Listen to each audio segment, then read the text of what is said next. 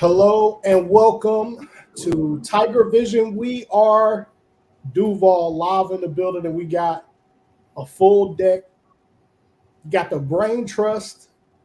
You got the entire staff almost, not quite, but almost the entire staff on tonight, fellas. How's everybody doing? Doing well, man. Glad to have these two gentlemen on. They're the brain trust. I just do what they say. Hey, we're getting started early, man. So, Huff, I don't know how you ended up with two guys um, that crack as many jokes in and around the game uh, as you did, but I have a favorite pastime, right? Whenever I come to watch a game, it is timeout gets called, and I want to see who Coach Brent jumps on first. Like when he does this or whatever, and he's get like I want to see like who he's glaring at first, right? And that's who I know is not executing on the defensive assignment like they were supposed to. And then I'm watching Coach Reedy's facial expressions as you two kind of talk over the offense. My favorite Reedy facial expression is the when he gives you the, like that means that means there's nothing that we need to change, or there's nothing we can do. Fair. 100%. Seen that a couple of times, man. But appreciate y'all fellas coming on first and foremost. Reed, Brent, year one in the books. Congratulations on a great run. I know we wanted the last one. We wanted all of them, but I know we wanted the last one. But congratulations on a great run. I feel like the program did definitely make strides going forward, and you two guys had a lot to do with that. So thank you and congratulations. I want to open it up. Some of y'all thoughts, man, on 2023-24 in the books. This will be y'all first full off season. But what were some of y'all thoughts on the season that just passed, on like the ups and downs or expectations now that you've had a time to kind of debrief? You can go, B. Well, I'm gonna start off by saying, but what you were seeing at the beginning of the timeouts was actually me telling the guys how proud of them I am and how they're doing a great job, and then it's a pleasure to coach them all through their defensive lapses or non-defensive lapses. I want to give them all hugs and tell them they're great guys, and I appreciate them. That's what I saw off every time out. So if you see me, that's me, how excited and happy I am for them, and how such a pleasure to coach those guys. I believe it, Coach B. I got your back. Great season. We had a great group of kids. It was a fun ride learning the new team. Our staff dynamic is excellent, and I think we all are not like-minded, but we're all like-minded in the sense of trying to obtain a goal of coming together, teaching these young men, things about life and moving forward, life after basketball, things like that. So, and then of course winning, So definitely was a pleasure being here. So, and look forward to the future for sure. No doubt. Reedy, go ahead. Nah, I mean, great year. I mean, expectations wise, I mean, we probably in our own mind probably met, if not on top of that, I mean, it was probably the most interesting ride I've ever had through a year. In fact, so the growth and the turns and the ups and downs that we had with this season compared to seasons that I've had. Whether it was changing complete styles to 5 games in a row to, trying to figure out how to get out of a rut at the same time. But learning everybody, learning a staff, there's just so much that went into this year that, when you look back on it, it was quite a ride, and was just, blessed to be a part of it. For sure. You guys had to get hired and hit the ground running, and almost prepare and learn on the fly. When it came down to the conference, was there anything that surprised either one of you guys once you got into conference play about the teams or anything like that? Or what would you say your biggest takeaway was? Whether it was not surprise or not, but what do you say the biggest takeaway was from the SIAC and coaching in that league for the first year? I'd say probably just the flat out sheer. Biggest two.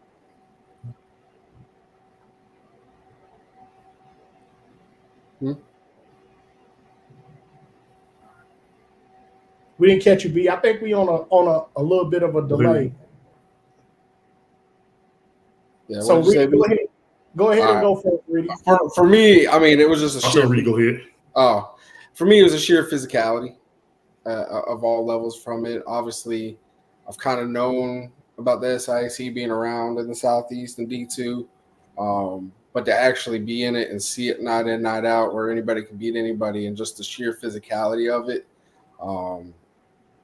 It's kind of a little bit. It's different from some of these conferences that are a lot more, try to be a lot more skilled in that. Where there's if you ain't ready to fight for it every night in the SIC, you're gonna come out with some band-aids and stitches, whether you won or lost. Got you. B, we'll go ahead to you, man. Biggest takeaway for me was probably the physicality too, as well, and the toughness throughout all the teams. 1 through 15 or so, 16, how many teams in our conference? Toughness of the kids we compete against night in, night out. I think it was the main thing that stood out to me. Kids were very competitive and tough and athletic. So that's the first thing. That's the biggest takeaway I got from it.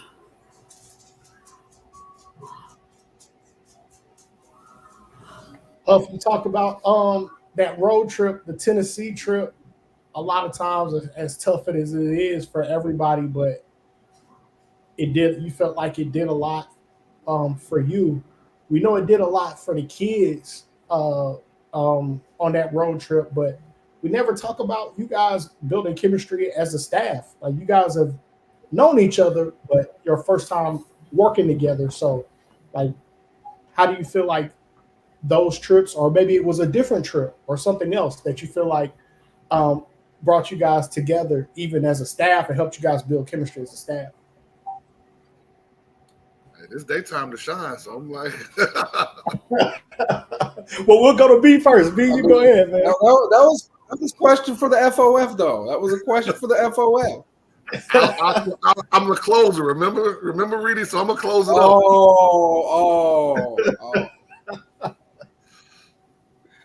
Oh, man, what? I don't think I could put a finger on just one trip that just at least stands out in terms of staff. It just seemed like every trip something new was learned, or a new chapter in our staff. Something was written or something happened almost every trip, and it's kind of funny because yes, it's our first year together, but I think if you had someone that didn't know us, you would think we've probably been together 5 years. And Of course, I've known Huff for a couple years there, but like Coach B, I saw him at a one recruiting event, but I ain't never talked to him until we're down here in July. But I think the comfort and ability we have. I mean, it's year one, but it really you would think it was year 5 or 6 that we've been together doing this thing, and that was kind of the biggest takeaway. And that's why every road trip, like I said, there was always just something new or a new event or something that just happened that just good, bad, had us laughing, whatever it may be. To where, like, me personally, I couldn't put it down to one trip. B, what do you think?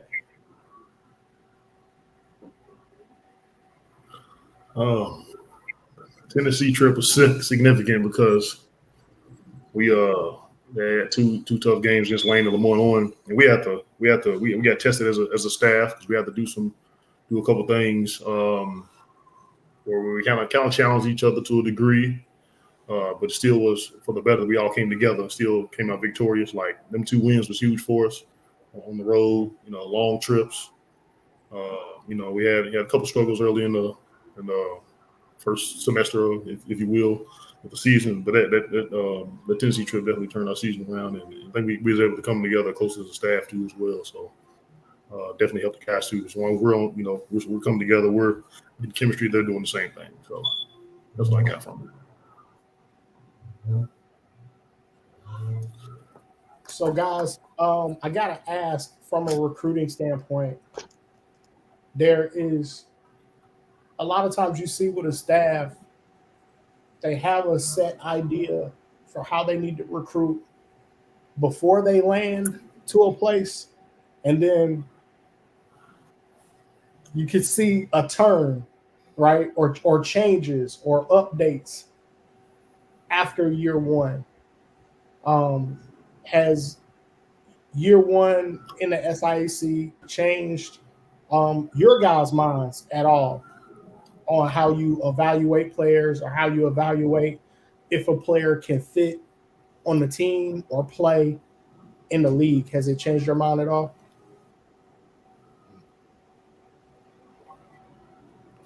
We'll go to Reedy first. Okay. I think we had notions, but the interesting thing is early it's kind of a name collecting and evaluating, and all the ones you're going to really like are probably the ones that are probably ones you're kind of hoping for and shooting for the moon kind of guys. We all kind of had an image of how we wanted to play, but then obviously we had the big turn. And so that kind of shifted a couple things of how we evaluate and how's it look and how's it plug in. And then obviously to kind of speak back towards physicality and toughness, because it is the way it is in this league, like that kind of checkbox does kind of jump up a little bit more than probably say normally, because there's a certain level you have to play in this league. So I wouldn't say it was like whole house changes, but just a couple little changes once we got in and kind of really found our identity and in the league. And it's just a couple tweaks, and I mean, nothing too significant. Got you, B. What are your thoughts? I know you do a lot of, evaluating from on the high school level of high school kids in the grassroots level. I know you all do, but I know B, that's kind of your area. But did it change how you evaluate a high school kid and a kid's ability to come in and be able to contribute after year one?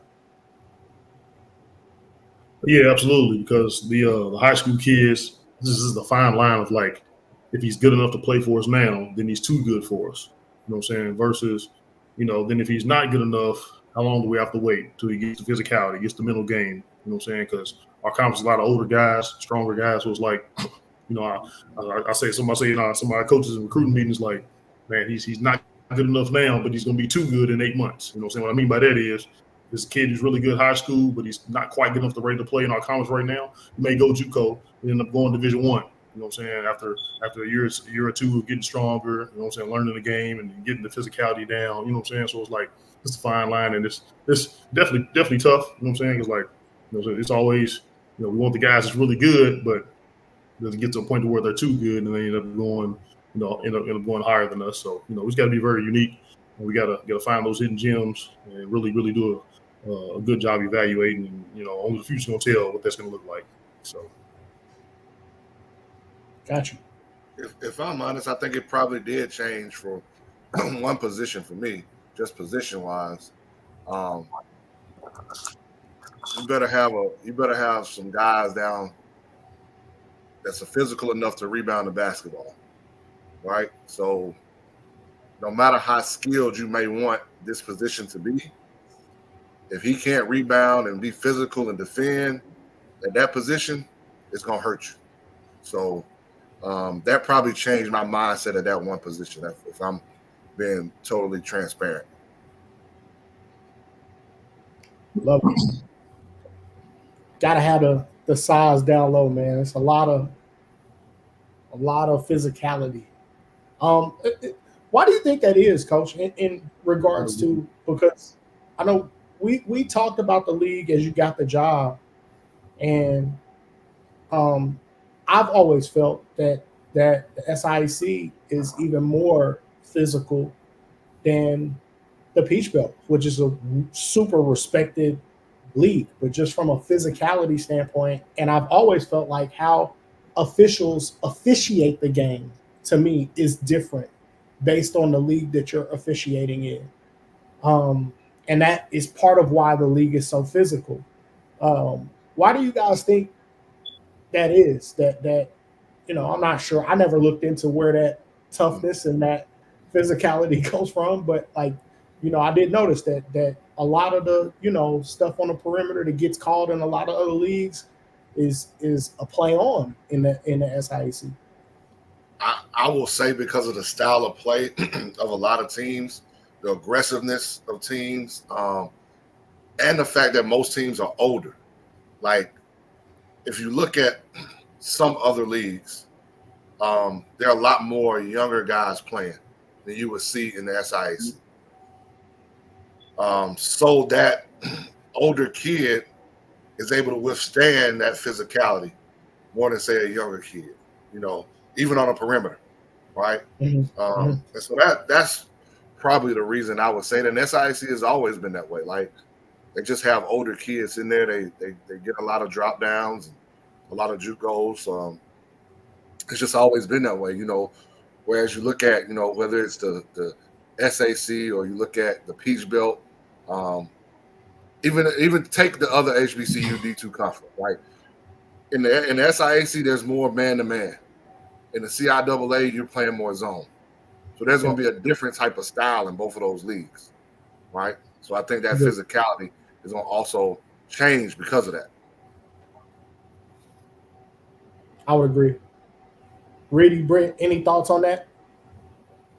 Reedy, I know you got some experience in the Peach Belt as well, so. Yeah, I kind of piggyback off Coach said, and I think it also stems, and this is whole other conversations for other day, stems from bigger picture things of the league is older, but also have to get a little creative with finding talent and getting talent.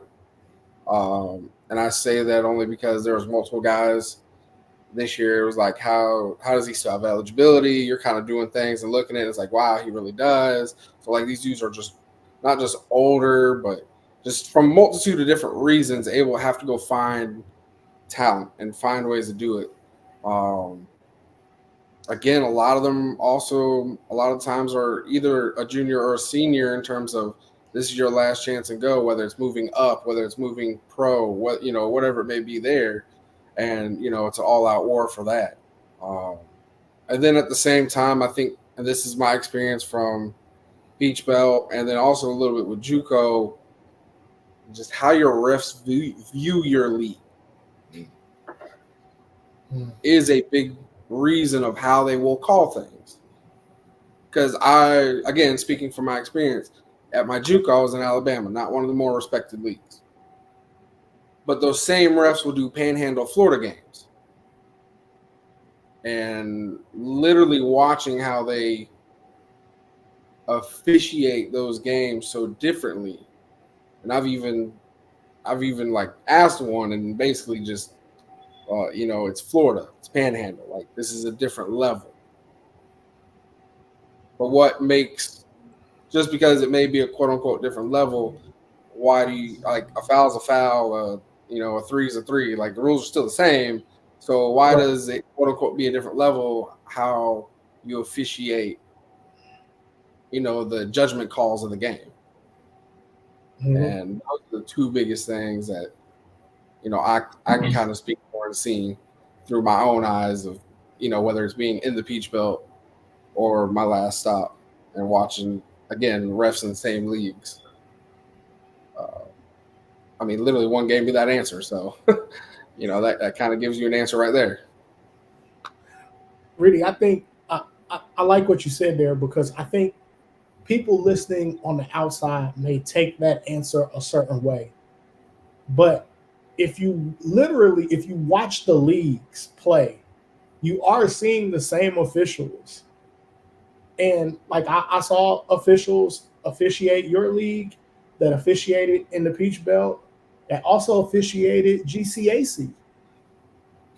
And the games are officiated differently.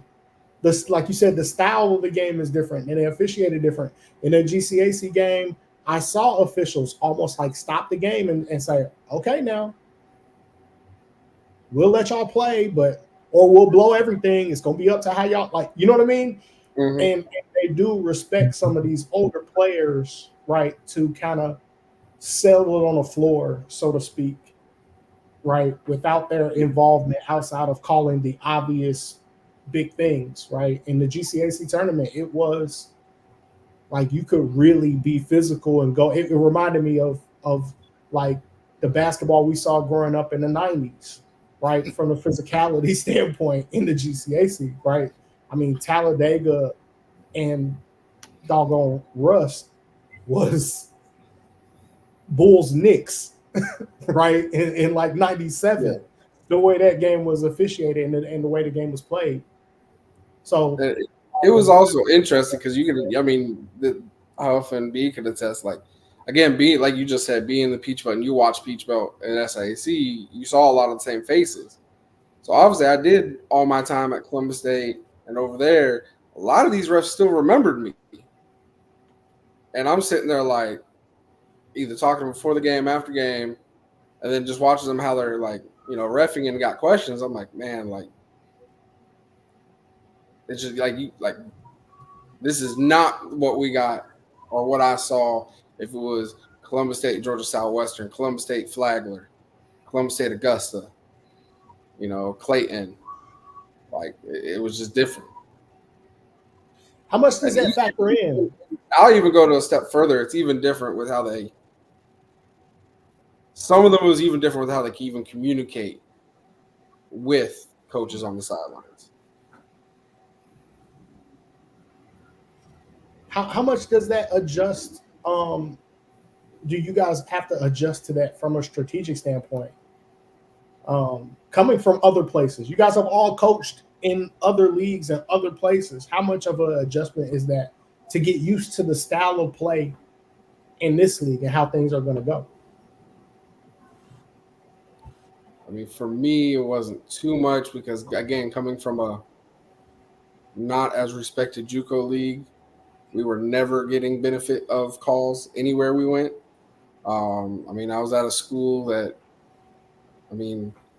Huff worked however many years, an hour and 15 down the road, and didn't know what it was. Like, not just him, but many people. Just kind of show like it's not as big as or well known, but so in that aspect, in terms of physicality and what you got away with, like, for me, it wasn't too big of a change in that regard. But some of the regard with communication changed. Even though I knew a lot of these guys, especially guys that did our home games.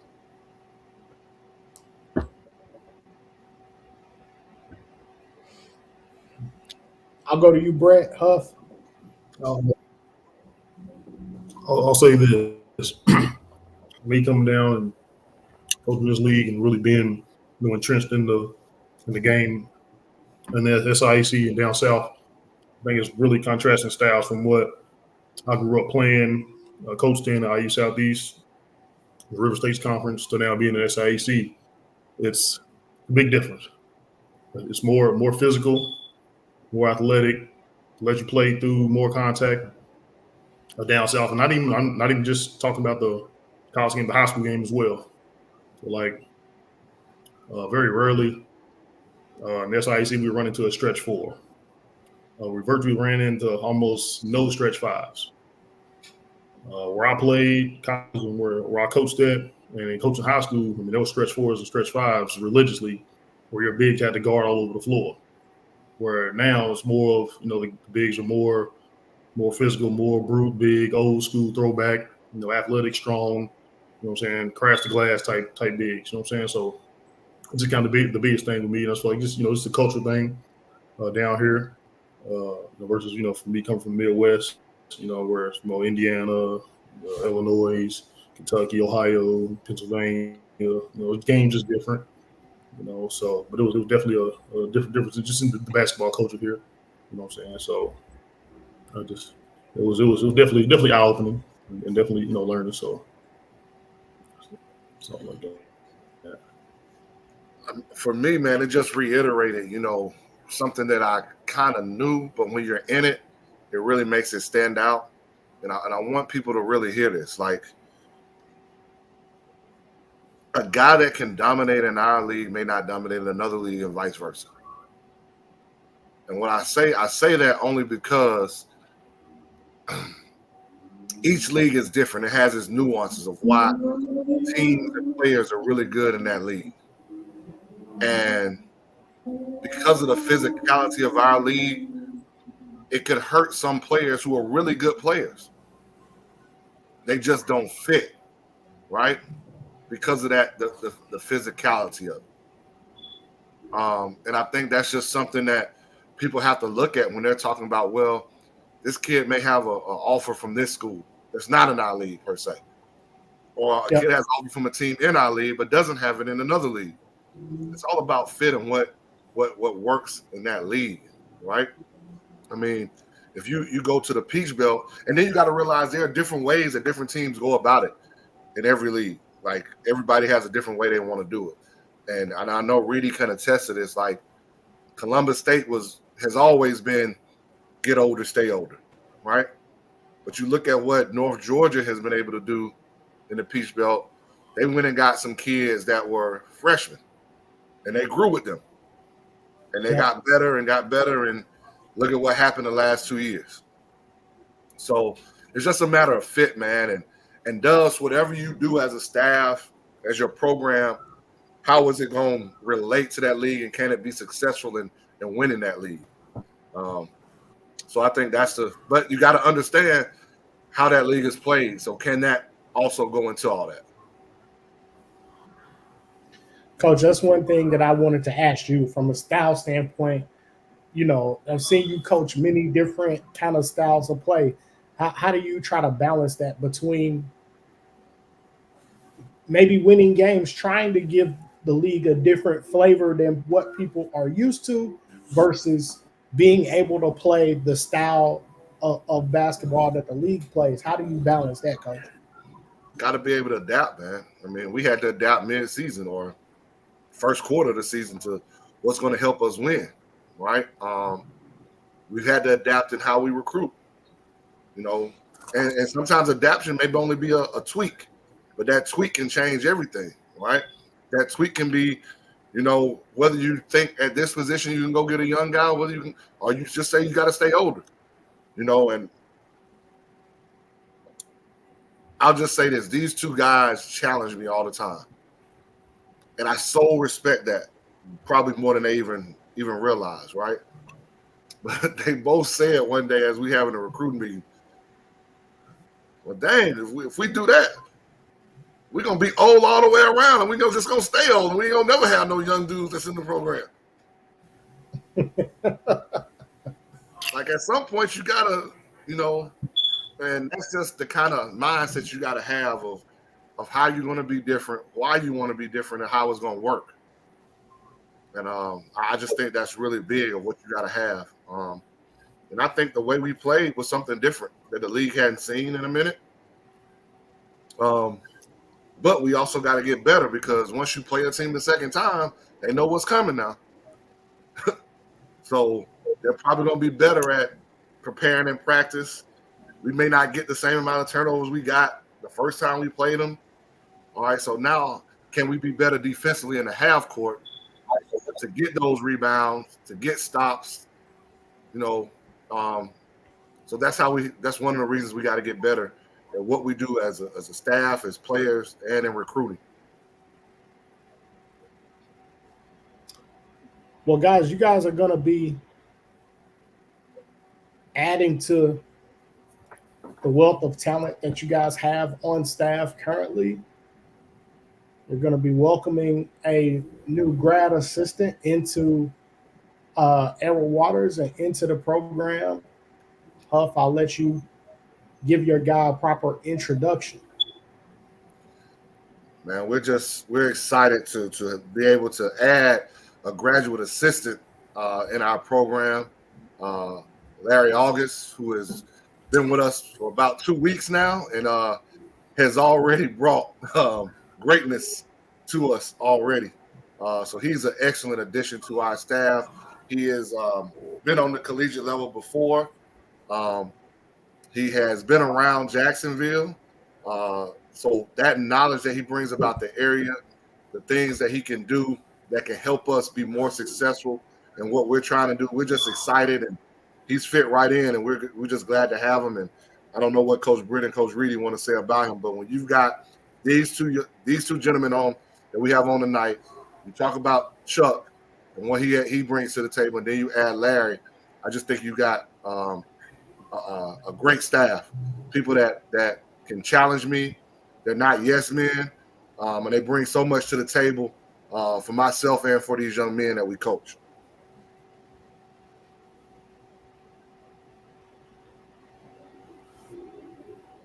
Reedy, Britt, we'll let y'all close it out. I mean, 2 weeks with him, it's been great. The best thing I can describe right now is like he's just being a sponge right now. Whether it's him and his notepad and asking questions, like he's just being a sponge in all facets right now. With a high energy, which is always refreshing on both levels in today's climate. Because there's plenty of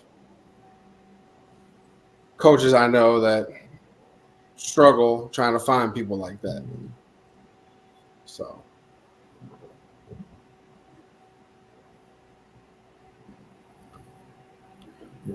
Larry's definitely brought an immediate impact. Definitely brought immediate impact to us, man. On and off the court. He comes with a level of wisdom too, as well. He has a title of GA, but dude's gonna be he's a high level dude.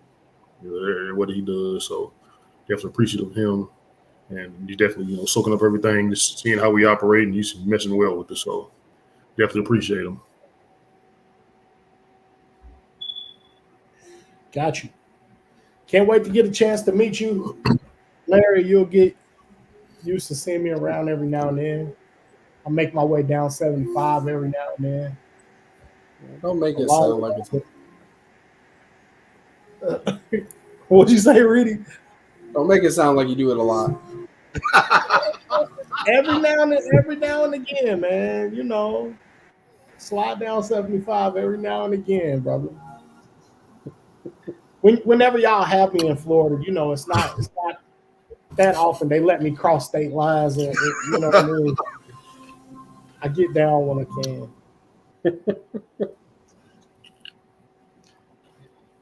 Gotta make it for Summer Explosion here in a minute, Oh, definitely, man. Definitely got to make it for Summer Explosion.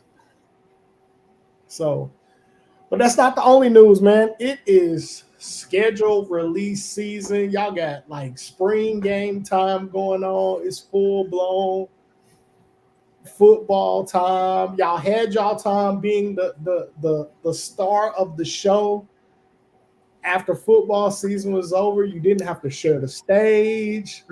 I was center floor. It was basketball time. Now y'all got to share the stage again, man. It's football time, and the schedule gets released, man. I know y'all brothers are excited to check out some games. I know y'all really support. I'm kidding y'all. I know y'all super supportive of the football team, which I got going on, man. They had a great run in their season as well. Huff, are you going to make preseason predictions? You predicted the run before it happened. Are you going to make any preseason predictions? I'll hold off right now. It's still early because, see, what you don't understand is that in football, the second portal season is here. So, but they have, my only complaint is not enough home games, but hey, that's how I rotate sometimes, with the conference schedule. But I know Coach Morgan and that staff is raring to go. They just had their spring game this past Saturday. And, that first game of the year is always going to be a big one when they play Florida Memorial. And then they get a chance to travel down to a place I know a little too well in Lorman, Mississippi at Alcorn State. So, they start up there, they go on the road to Benedict. So the first three on the road is going to tell a lot about that team. And I'm not even a football coach, but I'm pretty sure Coach Morgan will say the same thing. I would say so, man. Those are going to be tough. Oh, wow. Y'all, hey, man, y'all brought a home game to me. Y'all going to come here and play Morehouse. Y'all came and tell Coach I said appreciate it, putting it on the schedule, coming to Atlanta. I know he did that just for me, man. Coach, I won't tell nobody else.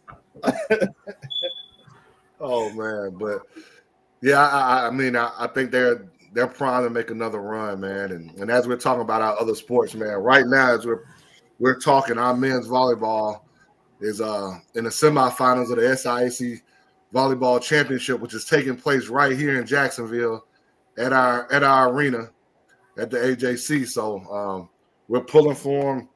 Hopefully they can get to the finals tomorrow to play for the conference championship.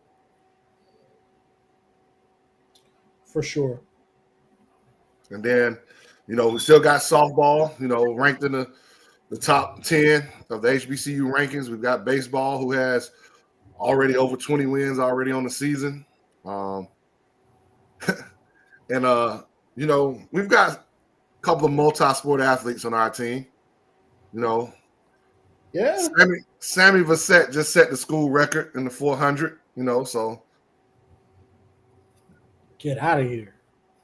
And you know what? I can see that. I can see the Energizer Bunny also running track. Brett, that's a new nickname for him, the Energizer Bunny. I can see that. Yes, sir. I got some Sammy highlights on here, by the way. We'll get to that later.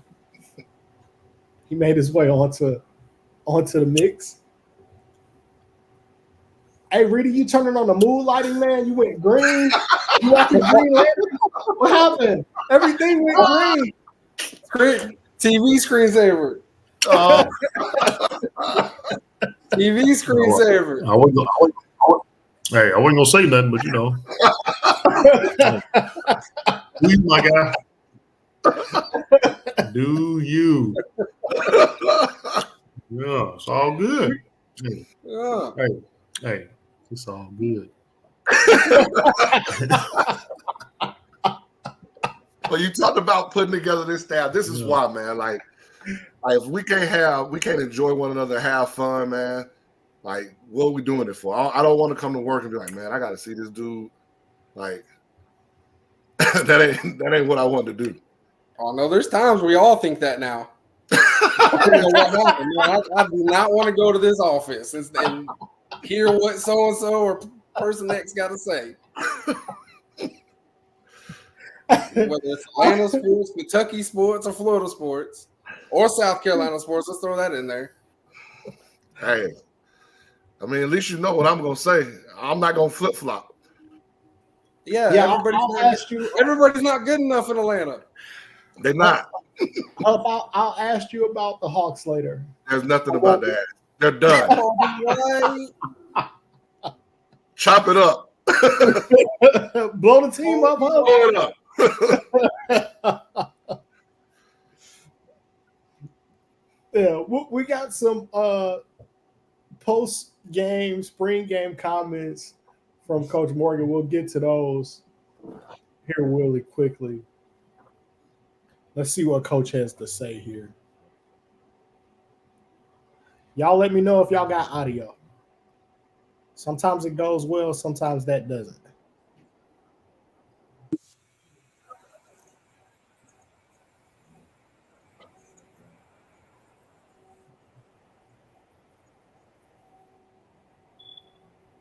Nope.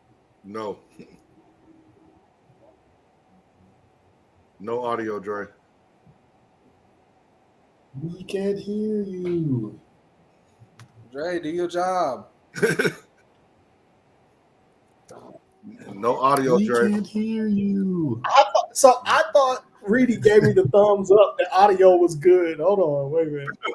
I'm not gonna put that on you, Reedy. My bad. I misinterpreted the signal. My bad. I'm not gonna put that on you, bro. Give me a second. Okay. It better work this time. Chuck Jones from All HBCU Football here with Ed Waters, Tigers head coach Toriano Morgan. Spring game is over, Coach. What was the biggest thing that you were impressed with this afternoon? The defense. They really came out and played really well today. You know, they gave up a big touchdown early. I think like the second or third play of the game, and then they came back and got several 3-and-out stops there. And you know, the offense finally found their way. They've got their momentum, and then the defense stood up. But I was really pleased with our special teams as well. Both kickers, I thought, did a phenomenal job kicking the football and placing the football today, which also had a direct effect on why the defense was able to actually be able to play so well today, because they had the offense driving 80, 90 yards every particular time they got the football. So that's a great advantage that we had today. Okay, as you head into summer workouts, what is the biggest thing you feel your team needs to work on the most? First, you know, I know it's cliche-ish, but we got to get bigger. We got to get faster. We got to continue to definitely get stronger. You know, the brand of football that we play, we want to be physical, but we also want to be fast. So, you know, that's going to take some conditioning, and that's going to take some strength training. So we know that's a big thing there. Also, you know, just culture building. Continue to build a culture, define the culture, and allow them to exemplify the culture. So that's the biggest thing that we feel like coming into fall camp we have to have into place, and then from that point allow the X and O's to take care of themselves. Okay, and Coach, if you could pick one from each side, who would be your two players of the game? Okay, on offense, I would say young receiver Aiden Showers. He did a very good job today catching the football. Had I think like a 60-yard touchdown catch here in the fourth quarter that you know, kind of really set the momentum and turned the tides. Defensively, I don't want to pull to choose a person. I want to choose a unit. I would definitely say that defensive line. I thought they played well, aggressive and fast, and was able to get, you know, pressure all day long, just with you know, the pressure. We didn't have to call many blitzes today, so I was really impressed with that particular unit. But I would also be remiss if I did not mention Riley Williams and Irv Freeman, our kickers. Again, they did an amazing job kicking the football today. Okay, thanks, Coach. That's all that I have, and best of luck to you guys as you start your summer workouts and get ready for the upcoming season. Thank you. Appreciate you coming out. So I gotta ask a question to my basketball guys. I know y'all love and respect football, but how badly would you like to have a scrimmage, a inter squad scrimmage, like a spring game that could happen 4 months or 5 months before the start of your season, so you get a chance to see what's going on with your guys, and then get back in the lab before the season starts. As basketball guys, are y'all ever envious of the football schedule and the setup of the schedule with the amount of practice time and reps that they get?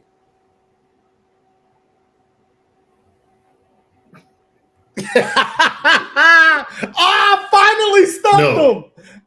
Finally stumped them. Britt said no, though. No. Britt said no. Nah, I mean, Like, I don't. No spring game for you, Britt? Football. Huh? What you mean, like for basketball? Yeah. Like, what do you mean? I want to be clear about what before I answer again. Say what's the question you're asking? Let's say you guys could have your team on campus in June for a organized official scrimmage with officials, the whole nine, and then go into summer workouts.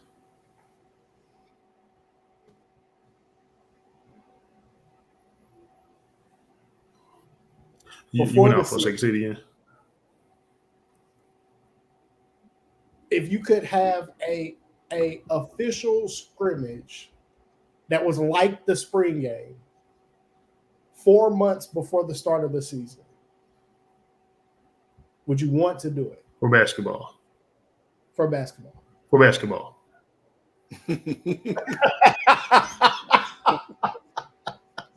For the round ball.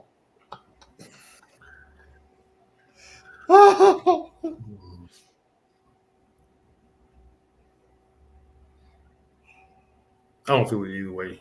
I was just thinking about, do we want to be practicing, doing everything football does 4 or 5 months before the season, before we play our first game? I was going to say I'll be opposed to that.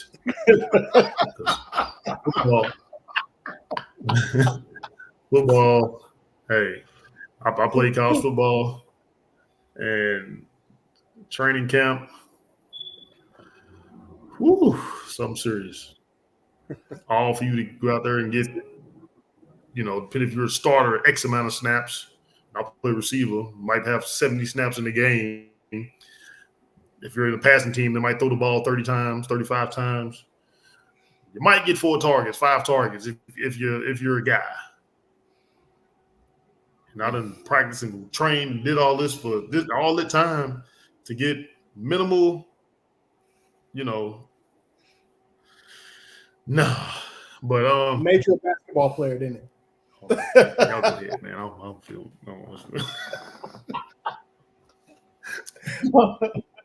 Huff, what's your thoughts on that, man?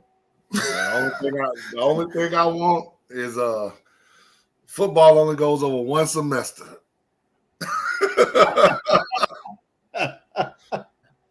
That helps us academically. Got you. I always find that the schedule between football and basketball to be super interesting. Gone are the days that you see the dual sport athlete, that you see guys that play football. You used to see some guys that were power forwards come off the football team, playing tight end, and go play forward on the basketball team. So that's a question. So the last one is who? Antonio Gates, Julius Peppers. Who was the last one? Jimmy Tony Graham. Gonzalez. Jimmy Graham. Julius Peppers was the last one I remember. Is it DJ Burns? DJ Burns did not play football in college, Reedy. Not in college, but he's getting draft prospect right now. We talking about who played both in college, though. Yeah. Guys that played them both. Drake London? He played basketball? Yes. He played 2 At years At USC? USC. I didn't know that. That is why his hand-eye coordination and jump ball skills are different, Mr. Falcon. I mean, you're a USC, Tampa Bay Buccaneer, Orlando Magic. I mean, come on now. Oh, really all over the place. He only named one team out of the place, and I was born there, so. Where did USC come from, Reed? I was born in Los Angeles, and I grew up in the era of you have to be Florida or FSU, and I said no. Rebellious. Okay.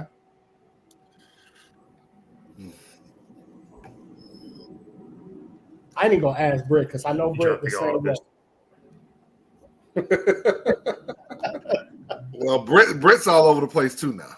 Yes. A little bit. Pittsburgh, Houston Rockets. I'm bandwagon college football. I don't care. Yeah, Georgia Bulldog fan. I guess I got some weird reasons why I like my team. Yeah, I'm bandwagon college football. I don't care. Whoever's Right now good. it's Georgia. If Georgia don't win it this year, I'm finding a new team. I'm telling you that right now.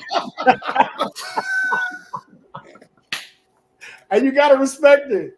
You gotta respect What? it. I love it. No, I'm Steelers because of Rod Woodson on Tecmo Bowl.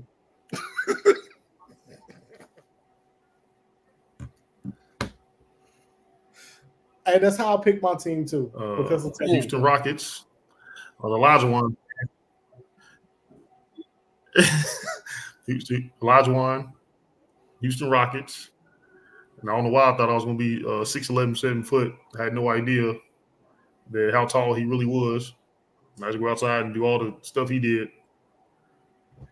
And then, UK, that's just, hey, when I started watching basketball as a kid, it was 96. And woo-wee. What a time. 96, You do know 97, who 98. You do know who one of the best players on that team. You do know who one of the best players on that team where he came from, right? Louisville. It was No. 12 dudes that went to the league. It had 12 NBA players, Huff, so really can't say one of the best players because they all average from 7 to 13 points. Hey, I mean, but you still had to come to the Peach State to get one. Who we talking about? All I know is more proud of the guys that leave Georgia than the ones that stay. Well, number one, they had to come get Tubby Smith, who coached at Georgia. then more proud about the guys that left the state than stayed in the state. Listen, Georgia Tech went to the Final Four 2 years. 2 years. Georgia's been one. In my time, living on this earth. Oh, man. And if I add the Hawks, they've only been to the conference finals 1 year. So total, that's 4 times we had a chance to win a basketball championship. Let me live, Reedy. Let me live. That's why I say Edward Waters is so fortunate to have Huff as a coach. He is as loyal as they come. Edward Waters. Hey, man, you just said it. I'm a Magic fan. Ain't that more torture? Y'all played for a championship. The Hawks. Yeah, y'all played for a ship.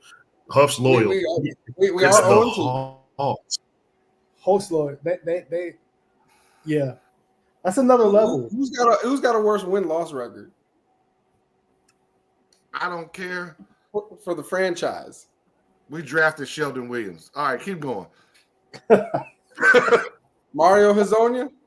So I think it's safe to say Edward Waters and Huff will never leave Edward Waters unless they try to make him GM of the Atlanta Hawks. Lord.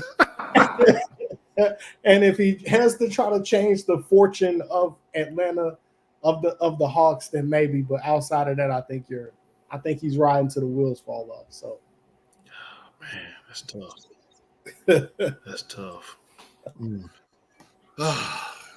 GM of the Hawks. They should call you. They should call you up. I would love to see him keep track of that draft history. It's going to be hard to find somebody more knowledgeable of the past mistakes that have been made than Huff when it comes. According to him, that's the whole history. He's number one. Well, guys, He ran off dudes I've never heard of. Went top 10 lottery. I'm like, Facts. who? What, you don't know Adam Keefe? I met one at the grocery store. Man. Go ahead, Drake. They gonna make me get mad all over again. Huff, I'm sorry. Last thing, man. Y'all put the Hawks just put their selection on auto draft. You know, you put the auto draft on the game. The Hawks just put it on auto draft. Y'all let the computer pick. That's insane. Oh man. Speaking of selecting players, Huff, you That's a were good one. in LA. Be on the delay. Right. Auto draft.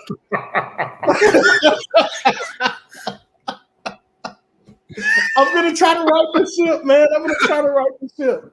Huff, you were in Los Angeles, the HBCU basketball showcase representing Edward Waters. What were your thoughts, Huff, going out there to LA? You have to go to Phoenix for the Final Four. You come back, then you go back on a recruiting visit out to LA. How was it? Did you get some sunshine? Did you see some kids? You know, You don't see the photo in there? the funny part is it rained 2 of the 3 days I was there. They told me it didn't rain in Southern California. Like, what's going on? But anyway, it's great, man. It's a great opportunity. As you get many of the D2 and NAIA HBCUs to come out and participate. See that man singing?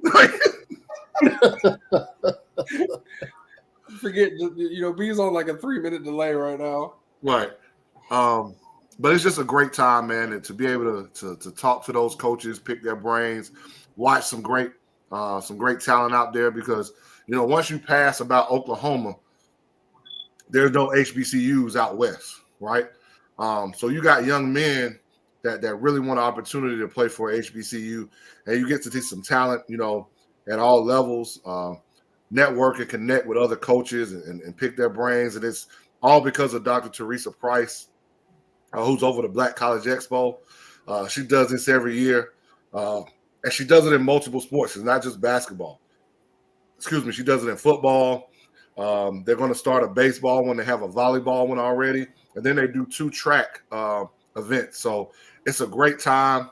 They put together a great experience for us, not just the basketball aspect of it, but what the other things that we're able to do and just come together as HBCU coaches, and hopefully find some talent, which which each time I've been there, we've been able to do. Could we be hearing announcements coming soon? See, there we go, man. Keep moving. I'm media, Huff. I'm media. Trying to Get get the NCAA and their rules. I know he's trying to get us a violation, read it. NCAA and their rules. Got you. Well, I'll wait till the official time. But let me ask this, Huff. And I'll let you guys weigh in as well, Reedy, Britt. Huff, the last time I asked you to give yourself a recruiting grade on what we may possibly see, you said that the grade was incomplete. I accepted it, right? Mm-hmm. If we had to go red, yellow, green on the report, red, yellow, green, where are we on the stoplight chart, Huff? We're yellow. Yellow. We're not green, but we're not red. We're yellow. I'll take it. Tempering my expectations. Okay. At what point do we get to make announcements, if any, what happens, without getting in any trouble? I don't want to mention anybody's name specifically. Just give us some time, Dre. Give us some time, man. Like, hey, man, we're only halfway through. Time. I'm watching Twitter and the portal like a hawk. For every every commitment announcement that I could possibly get. I'll be trying to let people know I'm just like everybody else. I'll be keeping my eye out, trying to see what's going on. I saw a couple. I gotta tell all the fans, if you're watching, you gotta pay attention to the hashtags. Keep up with the hashtags.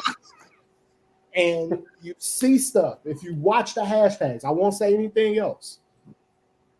But this crew is very social media savvy. So pay attention to the hashtags, man, and keep up with the news. If you're a fan, that's what you do, right? This is the only time of year I even tweet.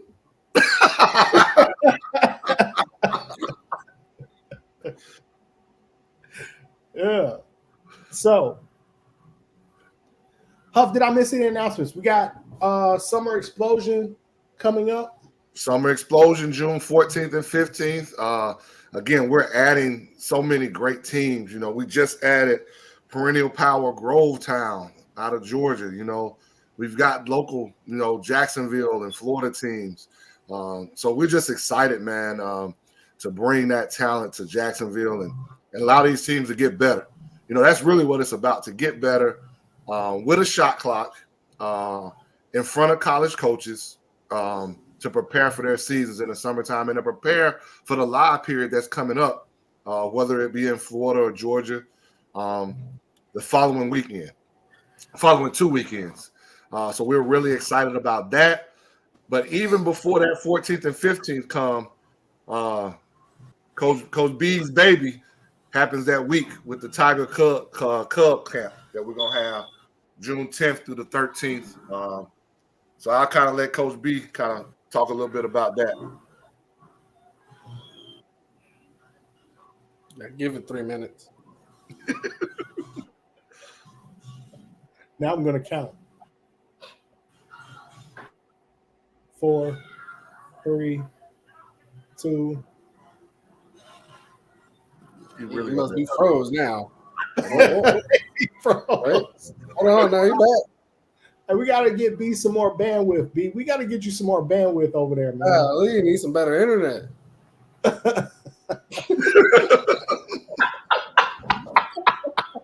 like, what? And you can literally see him catching up in real time. Like, you can watch this. You're supposed to be talking about the Tiger Cub camp, the little kids camp. Oh man, it's gonna be a good time, man. We definitely bring your youngins out. We're going 2nd grade to 8th grade, boys and girls. It's gonna be lit. It's gonna be a good time. Mm-hmm. I like it, man. Connecting with the community. I like it. Big AJ.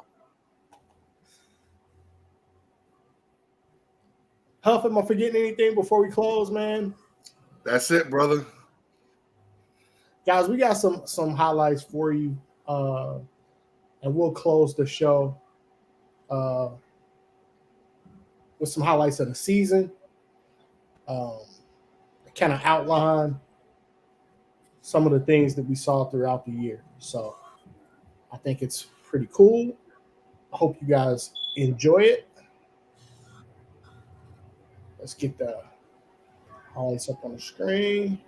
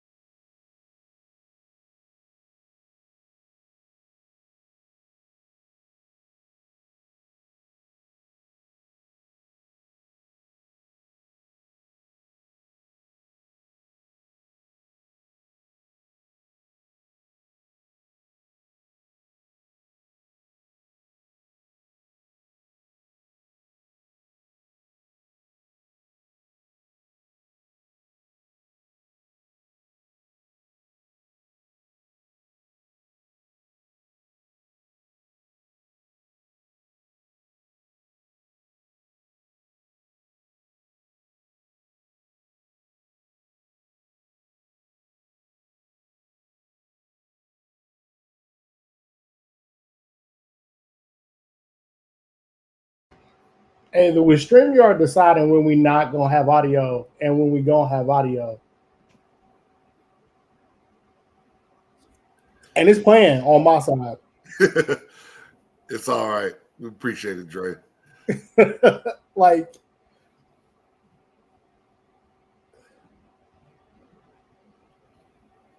okay.